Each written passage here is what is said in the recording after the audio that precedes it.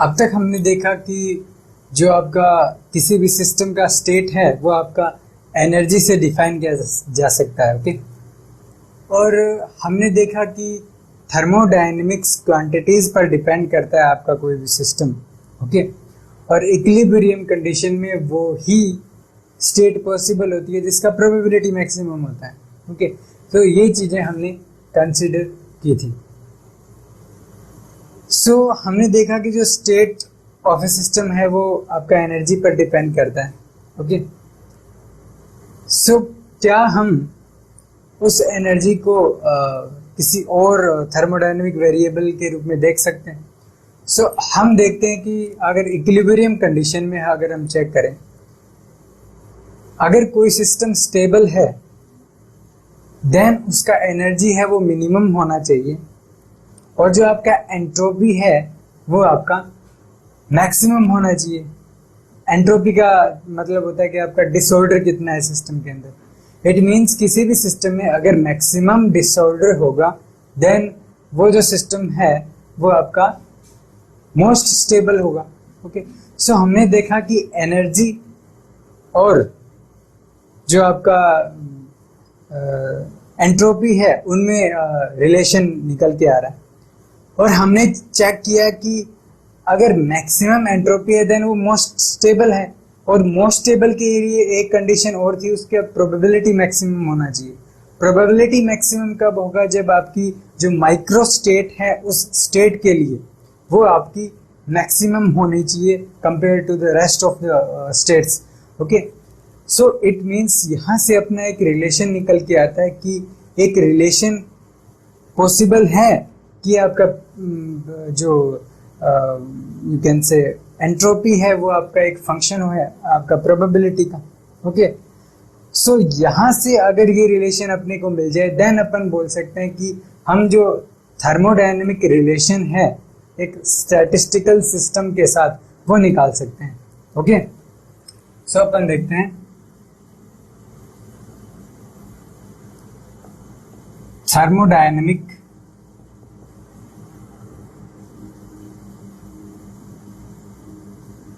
relation with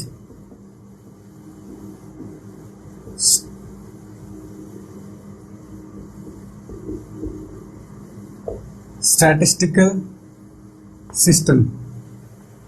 okay, मैं assume करता हूं कि जो मेरा एंट्रोपी है वो आपका एक फंक्शन होगा प्रोबेबिलिटी के, बिकॉज प्रोबेबिलिटी ने अपने को, या फिर जो बोल सकते हो नंबर ऑफ स्टेट्स हैं वो हमने इस तरीके से रिप्रेजेंट किया था, नंबर ऑफ माइक्रो स्टेट का एक फंक्शन होगा। इट मीन्स यहाँ से अपन कह सकते हैं कि जो ओमेगा है और एस है इनका कुछ इस तरीके से कुछ एक रिलेशन होगा। ओके, यही एक तरीके से थर्मोडायनेमिक सिस्टम के लिए रिलेशन होगा हमारे पास। ओके, अगर मैं एंट्रोपी की बात करूं तो एंट्रोपी डिसऑर्डर होता है। ओके, और एंट्रोपी एक न्यूमेरिकल क्वांटिटी है, और अगर हम किसी भी दो इंडिपेंडेंट सिस्टम की अगर एंट्रोपी को ऐड करते हैं, ओके, वो एडेबल होती है एंट्रोपी आपकी दो सिस्टम्स के लिए। ओके, बट हमें पता है कि जो प्रोबेबिलिटी है यू कैन से साई नोड, अगर मैं इसको एस नोड से डिनोट करता हूं, जो साई नोड है वो मेरा इक्विवेलेंट होगा मल्टीप्लाई के, दोनों का जो मल्टीप्लाई है कि फर्स्ट जो आपका सिस्टम है उसमें कितना प्रोबेबिलिटी है, सेकंड सिस्टम में कितना प्रोबेबिलिटी, दोनों का मल्टीप्लाई, बिकॉज ये एक प्रॉपर्टी होती है आपकी प्रोबेबिलिटी के लिए। ओके, सो अब मुझे कुछ ऐसा सिस्टम फाइंड आउट करना पड़ेगा जिसके लिए ये वाला रिलेशन सेटिस्फाई हो दोनों वाले। ओके, और एक फंक्शन भी होना चाहिए। सो अपन चेक करते हैं कि अज्यूम कीजिए एस नोड है वो is equal to S1 plus S2। Okay, is equal to क्या होगा? F Sai 1 plus. ओके, और इसको मैं किसके इक्वल पुट कर सकता हूं? बिकॉज ये एक फंक्शन होना चाहिए आपका इस तरीके का, बिकॉज एस नोड और जो ये है इनमें ऐसा रिलेशन आना चाहिए जो कि आपका हो जाता है F। ओके, ये ऐसा कुछ आपके पास रिलेशन आना चाहिए। ओके, सो अगर हम इसका डेरिवेटिव करते हैं, अज्यूम कीजिए इसका डेरिवेटिव करें साई 1 और साई 2 के रिस्पेक्ट में, अलग अलग करते हैं। ओके, सो फर्स्ट करते हैं अपन साई 1 के रिस्पेक्ट में। इसका डेरिवेटिव करता हूं तो मेरा कितना आएगा, F prime psi 1, okay, plus इसका करूंगा कितना आएगा, एफ प्राइम साई 2 है, बट मेरे को साई 1 के रिस्पेक्ट में करना था, इस क्वांटिटी का जीरो हो जाता है, ये हो गई आपकी zero. Okay, is equal to, यहां से अगर मैं चेक करूं इसका डेरिवेटिव, ये कितना हो जाता है, F prime psi 1 psi 2, okay, और यहां से इन दोनों में से अगर करता हूं तो मेरे को साई 2 यहां मिलेगा। ओके, अब देखिए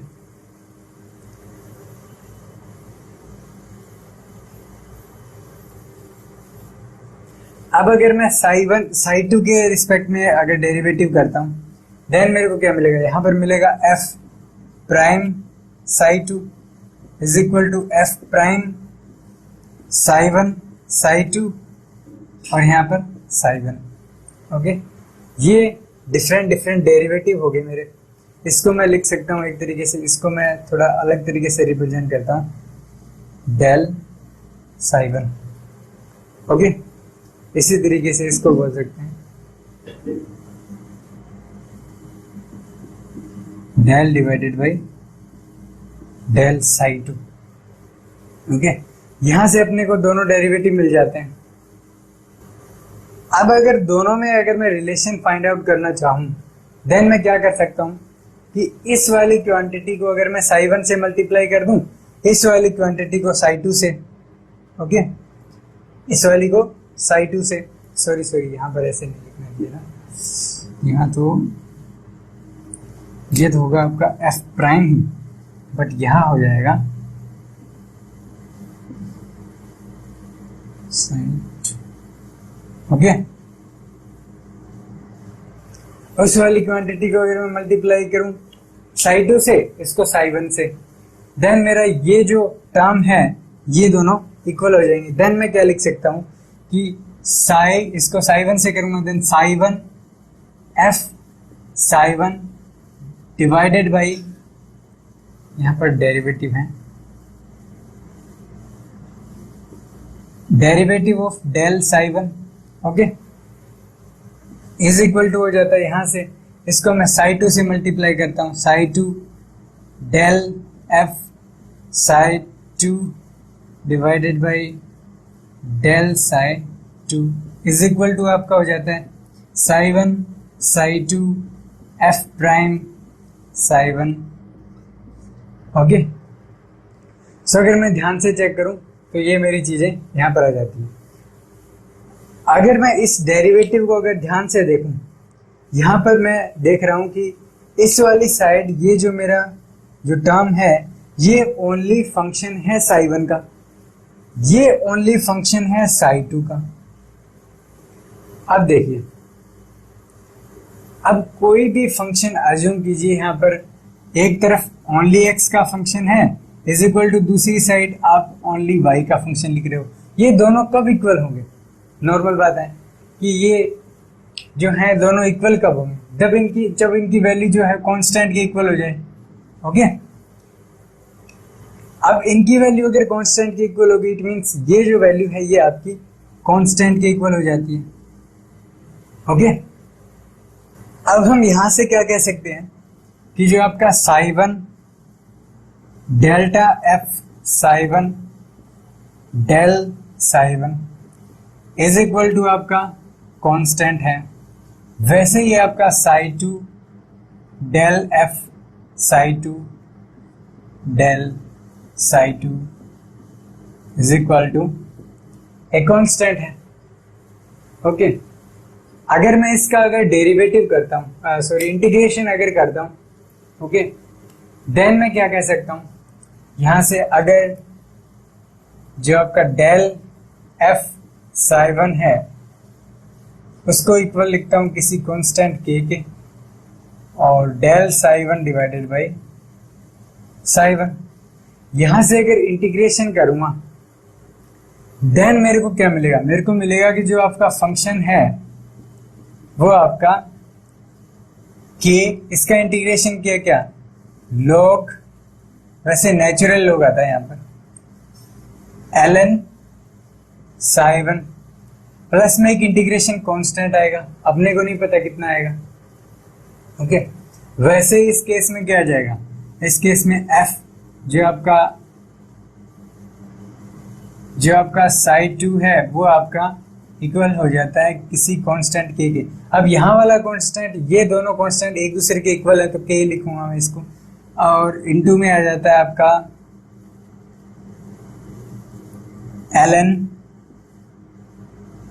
ln साई 2 प्लस में c, इंटीग्रेशन कांस्टेंट भी दोनों में सेम आएगा। ओके, सो यहां से अगर मैं एक यू कैन से कॉमन फॉर्मूला निकालूं देन मेरे पास कॉमन फॉर्मूला एक तरीके से ये हो सकता है। ओके, ये मेरे पास एक कॉमन फॉर्मूला आ गया। अगर मैं चेक करूं तो यहां से मैं यू कैन से प्रोबेबिलिटी या फिर नंबर ऑफ माइक्रोस्टेट, उनको मैं रिलेट कर सकता हूं आपके एंट्रोपी के साथ। ये जो है ये आपका क्या था, एंट्रोपी था। ओके, सो यहां से आ जाता है S इज इक्वल टू के ln साई प्लस सी। अब ये जो रिलेशन है, ये रिलेशन आपने ये रिलेशन दिया था बोल्ट्जमान ने। ओके, बट बोल्ट्जमान ने क्या किया कि वो इस कांस्टेंट की वैल्यू और इस कांस्टेंट, दोनों कांस्टेंट की वैल्यू नहीं निकाल पाए। सो प्लांक ने इन दोनों चीजों की वैल्यू फाइंड आउट की थी। कैसे फाइंड आउट की, सबसे पहले देखते हैं कांस्टेंट सी की वैल्यू। उन्होंने एज्यूम किया कि जो आपका सिस्टम है वो देखिए कि एब्सोल्यूट जीरो पर है। इट मींस जो आपका टी है, टेम्परेचर है, वो आपका 0 केल्विन है। ये एब्सोल्यूट जीरो की कंडीशन में जो आपका प्रोबेबिलिटी है वो आपका 1 होता है। इट मींस जो जितने भी यू कैन से जितने भी मॉलिक्यूल्स है वो एक स्टेट में फ्रोजन होते हैं। ओके, और अपन कह सकते हैं जो एंट्रोपी है इट मींस वो 0 होगी। एंट्रोपी 0 इट मींस उसके अंदर डिसऑर्डर है ही नहीं। इट मींस एक परफेक्ट ऑर्डर बना के रखेगा एक एब्सोल्यूट 0 केल्विन टेम्परेचर पर। सो ये जो अगर लिमिट है मैं यहाँ पुट करता हूँ देन मेरे को जो कांस्टेंट है आपका वो इक्वल टू 0 मिल जाता है। ओके, और प्लांक ने क्या किया, ये जो कांस्टेंट है, ये इस कांस्टेंट की वैल्यू फाइंड आउट करने के लिए कुछ थर्मोडायनेमिक इक्वेशंस का यूज किया था। अब हम इसको देखेंगे कि कांस्टेंट के की वैल्यू कैसे फाइंड आउट की जाए। ओके, अब हमें फाइंड आउट करनी है कि जो कांस्टेंट था, जो कि एंट्रोपी और आपकी प्रोबेबिलिटी रिलेशन जो था कि S इज इक्वल टू के ln साई आता है, इस केस के अंदर जो कांस्टेंट है उसकी वैल्यू कितनी है वो अपने को फाइंड आउट करनी है। ओके, सो ये वैल्यू फाइंड आउट करने के लिए अपन एक सिस्टम एज्यूम करते हैं, गैसियस सिस्टम, जो कि आइसोथर्मल इरिवर्सिबल प्रोसेस से गुजरता है। इट मींस कि आप अगर वो गैस है वो अगर एक्सपेंड कर गई तो आप उसको रिवर्स नहीं कर सकते। इट मींस उस प्रोसेस को, वो होती है आपकी इरिवर्सिबल प्रोसेस। और इरिवर्सिबल प्रोसेस के लिए आपका जो डेल्टा एस होता है वो ग्रेटर देन 0 होता है। ओके, सो हम अज्यूम करते हैं कि हमारे पास 2 चैम्बर हैं। ओके, फर्स्ट का जो वॉल्यूम है वो V1 है, इसका V2 है। ओके, स्टार्टिंग में जो गैस था वो इस चैम्बर में था, इस वाले चैम्बर में, उसका प्रेशर P1 था। ओके, हम यहाँ पर कंसीडर करेंगे Joule's, you can say Joule's free expansion. Okay, जिसमें क्या होता है कि गैस है वो एक्सपेंड होती है आइसोथर्मली, इरिवर्सिबल प्रोसेस है। सो ये जो सिस्टम है ये क्या होगा, ये आपका एक्सपेंड करके कुछ ऐसा बनाएगा जिसमें जो वॉल्यूम है वो V1 प्लस V2 हो जाएगी, बिकॉज ये जो गैस है ये पूरी एक्सपेंड होगी इसके अंदर। आइसोथर्मल प्रोसेस है तो टेम्परेचर इसमें T था, इसमें भी T होगा, बट प्रेशर चेंज हो जाएगा। ओके, सो इस तरीके से जो प्रोसेस है वो चेंज हो जाएगी। अगर मैं देखूं कि जो मेरी प्रोबेबिलिटी है इन फर्स्ट चैम्बर वो कितनी आ जाती है, इस वाले केस में क्या है कि गैस जो था उसके लिए अपन बोल सकते हैं कि ये जो प्रोसेस है ये आपका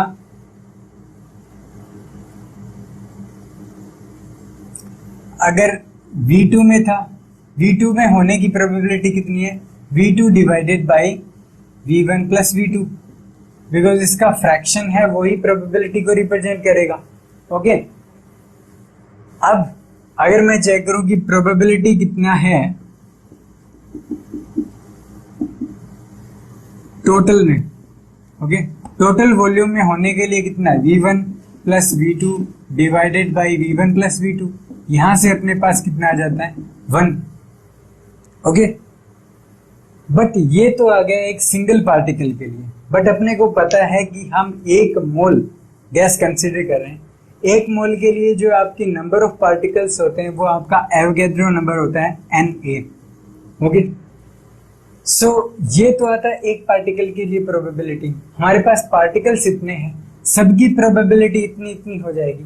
ओके, बट हमें पता है कि प्रोबेबिलिटी की जो प्रॉपर्टी है वो होती है कि आप अगर इक्विवेलेंट फाइंड आउट करना चाहते हो देन आपको जो इंडिपेंडेंट जो प्रोसेसेस है जहां पर अलग अलग पार्टिकल्स थे वो कि इंडिपेंडेंट हम अज्यूम करेंगे। सो उनके लिए जो प्रोबेबिलिटी आएगी उनका अगर हम मल्टीप्लाई कर दें देन हमारे पास जो इक्विवेलेंट है वो मिल जाएगी। अब सभी के लिए ये है, इट मींस इस क्वांटिटी को अपने को मल्टीप्लाई करना पड़ेगा इसी के साथ Na टाइम्स, इट मींस इसकी पावर में बोल सकता हूं Na, और 1 की power Na is equal to 1, ये तो 1 ही रहने वाला है। ओके, अब यहां से मैं क्या बोल सकता हूं कि जो मेरा एंट्रोपी है, यू कैन से change in entropy delta S, वो कितना हो जाता है K। ओके, यहां से अगर मैं चेक करूं देन मेरा जो ln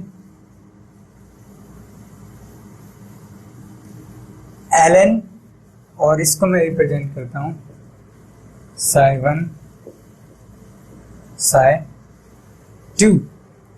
सो जो चेंज इन है वो कितना होगा, final minus initial. Okay, so psi2 minus psi1, okay, is equal to कितना हो जाता है K। यहां से अपन इसको क्या लिख सकते हैं, ln psi2 divided by psi1। psi1 psi2 की यहां से अगर वैल्यू पुट करता हूं देन मेरे को मिलता है कि आपका जो डेल्टा एस है वो इज इक्वल टू हो जाता है K। और यहां से देखिए psi1 आपका कितना हो गया, psi1 आपका ये हो जाता है। ओके, psi2 आपका इतना है, वैल्यू पुट करूंगा देन मेरे पास कितना आएगा K ln, और ये हो जाता है V1 plus V2 divided by V2 और इसका पावर Na। लॉग की जो प्रॉपर्टी है वो क्या है, Na आपका आगे आ जाता है। सो अपन इसको लिख सकते हैं कि K Na ln V1 plus V2 divided by V2। सो हमारे पास ये एक रिलेशन आ जाता है डेल्टा एस के लिए, इट मीन्स जो एंट्रोपी चेंज है वो इतना आ जाता है। अब हम कंसीडर करते हैं जो आपकी टी डेल्टा एस इक्वेशन है वो क्या है। So T delta S equation है वो आपका होता है T D S is equal to C V D T plus P delta V. P V is equal to R T होता है, एन होता है, एन की वैल्यू 1 हो गई हमारे पास, P V is equal to R T. यहां से प्रेशर की वैल्यू अगर मैं लिखूं तो R T divided by V. Okay, so यहां से हो जाता है कि आपका टी डी एस है वो आपका C V delta T plus R T D V divided by V. Okay, अगर मैं यहाँ से अगर टी का डिवाइड कर देता हूँ, यहाँ पर टी आ जाता है और यहाँ से एक टी कैंसिल हो जाता है। अगर मैं कंसिडर कर रहा हूँ आइसोथर्मल प्रोसेस, बिकॉज हम यहाँ पर आइसोथर्मल प्रोसेस ही कर रहे हैं, इट मीन्स डेल्टा टी मेरा जीरो है। इट मीन्स यहाँ से मैं कंसिडर कर सकता हूँ कि ये वाली क्वांटिटी जीरो हो जाएगी। देन जो मेरा एंट्रोपी चेंज है वो बोल सकता हूँ R D V divided by V. यहाँ से अगर मैं इसको करता हूँ इंटीग्रेशन, अगर दोनों साइड करेंगे देन मेरा जो एंट्रोपी चेंज है वो इज इक्वल टू आ जाता है आर, यहाँ से आ जाता है एल एन वी, और यहाँ से इंटीग्रेशन की लिमिट करेंगे तो ये आ जाता है वी इनिशियल से वी फाइनल। ओके, अगर यहाँ पर पहले जो वॉल्यूम था वो V2 था, अब V2 से ये वॉल्यूम कितना हुआ V1 प्लस V2। ओके, इनकी वैल्यू अगर इसमें पुट करेंगे देन हमारे पास जो डेल्टा एस है वो आ जाता है आपका आर एल एन, और इसकी प्रॉपर्टी होती है एल एन की, डिवाइड में चला जाएगा माइनस में आने वाली क्वांटिटी, सो हो जाता है L N V F minus ये अपॉन में वी इनिशियल आ जाता है। इसकी वैल्यू अगर मैं पुट करता हूँ देन मेरे पास आ जाता है R L N V final मेरा कितना है V1 plus V2 divided by V initial मेरा V2 है। अब ये इक्वेशन मेरे पास आ जाती है। अब अगर मैं चेक करूं इस वाली इक्वेशन को और इस वाली इक्वेशन को, अगर दोनों को मैं कंपेयर करता हूं देन मैं कह सकता हूं कि जो के एन ए है वो आपका आर के इक्वल हो जाता है। सो अपन क्या कह सकते हैं के N A is equal to R. अगर यहाँ पे मैं अगर आर की वैल्यू चेक करूं तो आर मेरा होता है आपका 8.314 जूल पर मोल